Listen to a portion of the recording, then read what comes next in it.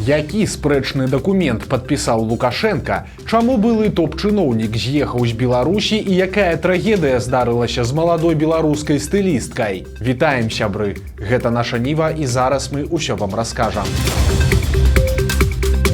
Лукашенко прапісаў святы доўг і абавязак кожнага беларуса. 9 красавіка яго прэс-служба заявіла пра падпісанне новай дырэктывы аб рэалізацыі асноў ідэалогіі беларускай дзяржавы. Дырэктыва гэта указ праграмнага характара, які змяшчае не толькі нейкія загады, але і кіраўнічыя ўказанні. Усяго за 20 гадоў Лукашенко падпісаў 12 падобных дакументаў. Напрыклад, аб дэбюракратызацыі дзяржаўнага апарата, развіцці сяла ці развіцці жыллёва-камунальнай гаспадаркі. Новы дакумент зацвердзіў так званыя асновы ідэалогіі беларускай дзяржавы, то бок базу, якую яшчэ мацней будуць заганяць у галовы беларусаў у школах, універсітэтах і на дзяржпрадпрыемствах. У прыватнасці сцвярджаецца, што пачатак беларускай нацыянальнай дзяржаўнасці дала кастрычніцкая рэвалюцыя, вынікам якой стала абвяшчэнне БССР. Пра БНР і яе ролю ў дакуменце нічога няма.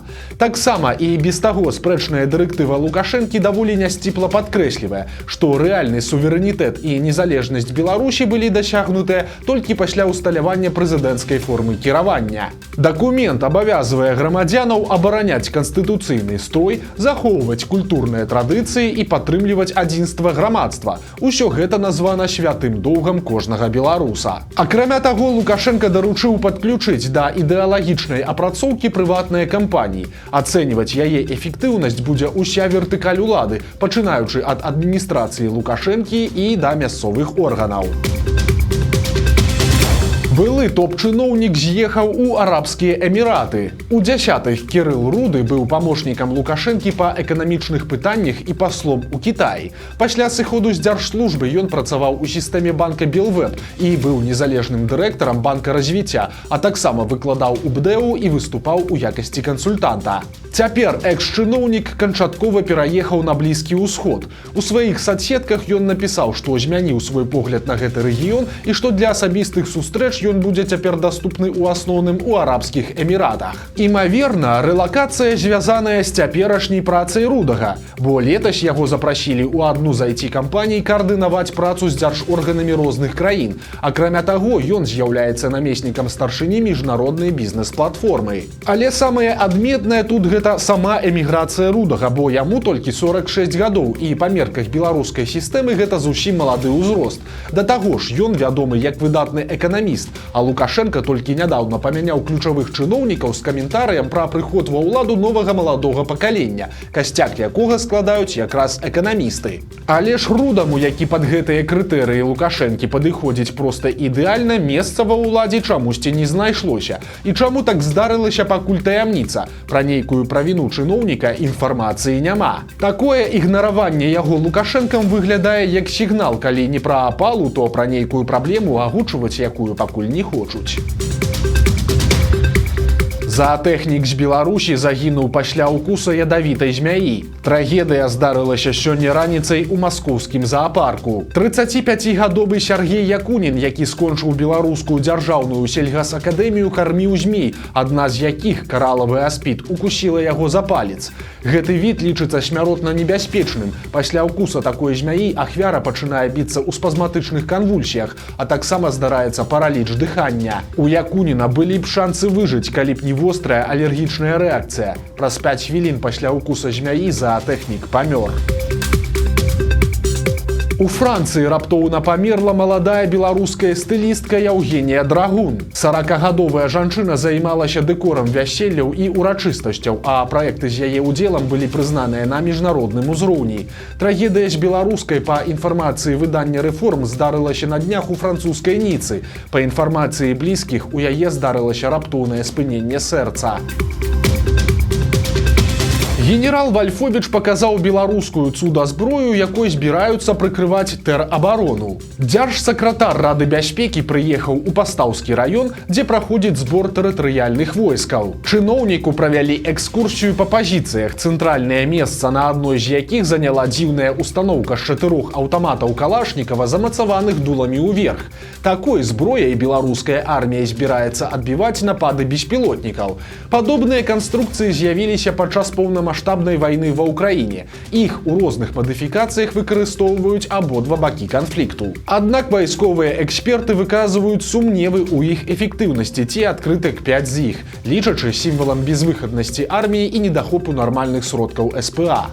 Што ж тычыцца беларускай вундервафлі, то штосьці збіць з яе будзе даволі складана, бо на аўтаматах няма прыцэлаў, ад іх ідзе моцная аддача, а перазарадка займае даволі шмат часу. Але калі ў арміі ёсць шмат аўтаматаў, але не хапае падрыхтаваных стралкоў, то такі выхад можа быць апраўданым. У тым ліку і каб ствараць уражанне на высокапастаўленага генерала. Дзіўныя падарункі ад Лукашэнкі. Учора мы расказвалі пра тое, як ён прыехаў на трэніроўку хакейнага «Дынама». Аднак, як высветлілася пасля, на Мінск-арэну ён прывёз агромную колькасць прадуктаў. Я вам допинг Это Султан Амана подарил мне этот мед, он такой энергетический. Я его только попробовал. Он в бутылках, но его чуть-чуть надо подогреть, чтобы он вытекал. Каждое утро не меньше столовой ложки. Борьку можно больше. Акрамя мёду з Амана, Лукашенко пачаставаў хакеістаў салам і хлебам. Особенность в том, что я уже сказал, что это в деревне сделано специально. Попросили. Это допинг. После тренировки граммов 100 и вот этот хлеб, вот кстати, свежий, только привезли. Когда-то мы из-за границы завозили хороший хлеб. Тесто. Я говорю, что мы хлеб не можем. И объявил конкурс. Победил Домочай Могилевский. Это их хлеб. У адказ кіраўніку Беларусі, якому пад канец мерапрыемства стала цяжкавата стаяць на каньках, падарылі сувенірную джерсі з аўтографамі гульцоў «Дынама». Былая прэс-сакратарка міліцыі стала мадэллю. 9 красавіка ў рамках беларускага моднага тыдня прайшоў дабрачынны валожкавы паказ. У яго рамках 16 прадстаўніц праўладнага саюза жанчын паказалі нарады ад айчынных дызайнераў. Сярод тых, хто выйшаў на подыум, была і Вольга Чаваданова. Былая прэс-сакратарка міліцыі цяпер працуе галоўным ідэолагам Мінгарвыканкама. Яна таксама ўзначальвае сталічную арганізацыю БСЖ і нават спрабавала стаць кандыдатам у прэзідэнты Беларусі, але ж хутка перадумала. Цяпер Чамаданова заявіла, што яе дэбют на подыуме – гэта не толькі спосаб дапамагчы тым, каму патрэбная дапамога, але і шанец паказаць, якая цікавая беларуская мода. У Віцебску вынеслі прысуд праваслаўнаму святару, які збіў насмерць 9гадовага хлопчыка. Трагедыя здарылася яшчэ ў пачатку студзеня. 43гадовы кіроўца мікрааўтобуса на адным з перакрыжаванняў абласнога цэнтра перавысіў хуткасць, праехаў на чырвонае святло і збіў школьніка, які пераходзіў дарогу. У выніку здарэння хлопчык памёр у бальніцы. Як высветліў тэлеграм-канал «Віцебск я гуляю», віноўнікам ДТЗ быў клірык храма Матроны Маскоўскай Дмітрый Фёдараў. Падчас суда высветлілася, што раней яго тройчы пазбаўлялі правоў за парушэнне правіл дарожнага руху. Фёдараў цалкам прызнаў віну і раскаяўся, а таксама часткова кампенсаваў маральную шкоду бацькам загінулага хлопчыка па 770 рублёў кожнаму. Аднак гэта не ўратавала ад даволі суровага прысуду. Святару прызначылі 4,5 гады калоніі, а таксама амаль 200 000 дадатковай кампенсацыі бацькам загінулага.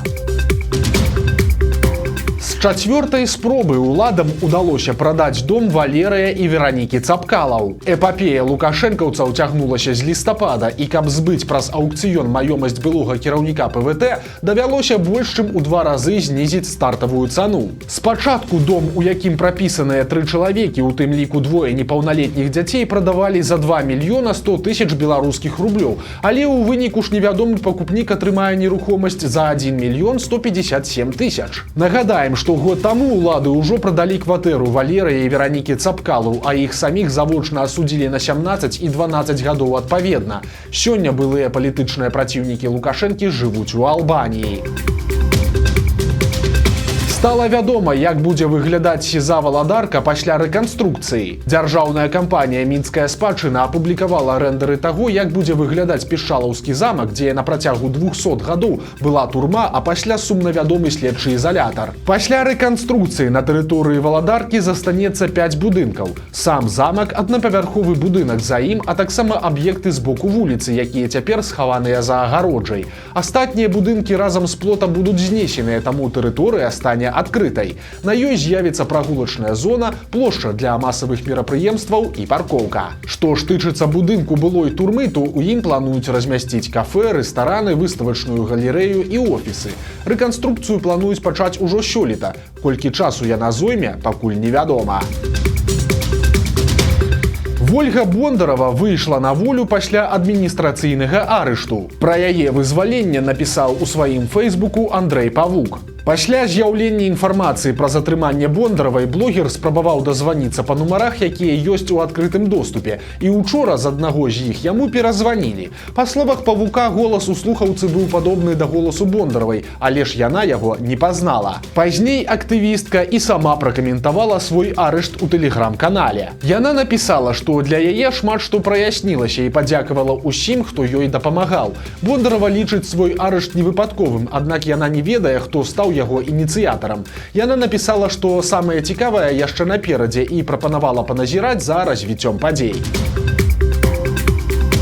Незвычайнае рабаванне. У Гомелі асудзілі жанчыну, якая ў касцюме аднарога скрала ў дзіцяці куртку. 13 студзеня кампанія падлеткаў прыйшла калядаваць у адзін са шматпавярховікаў. Сваю вопратку дзеці пакінулі на лесвічнай клетцы, бо ім стала спякотна. Хутка ў пад'езд зайшла жанчына ў касцюме аднарога з 7гадовай унучкай. Калядоўшчыца пабачыла чужыя рэчы і забрала куртку, якая спадабалася ёй найбольш. Маці дзяўчынкі, якая засталася без вопраткі, звярнулася ў міліцыю. Раскрыць злачынства дапамаглі камеры відэаназірання. Суд прызнаў жанчыну вінаватай у крадзяжы і прызначыў ёй 1260 рублёў штрафу, 200 рублёў маральнай кампенсацыі, а таксама прымусовае лячэнне ад алкагалізму.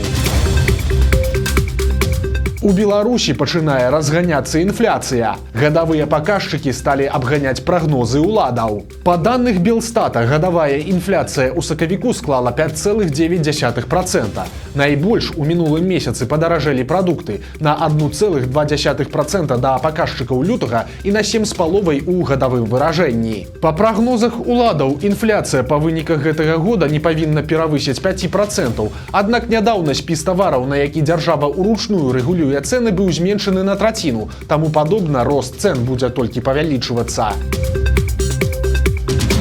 Ну і ў працяг тэмы. Беларуска апублікавала відэа пра свой паход у краму. Жанчына патраціла на прадукты 74 рублі, але, як яна лічыць, нічога асаблівае не купіла. Короче, пришла с Грина, отдала 74 рубля 0,5 копеек. Что купила?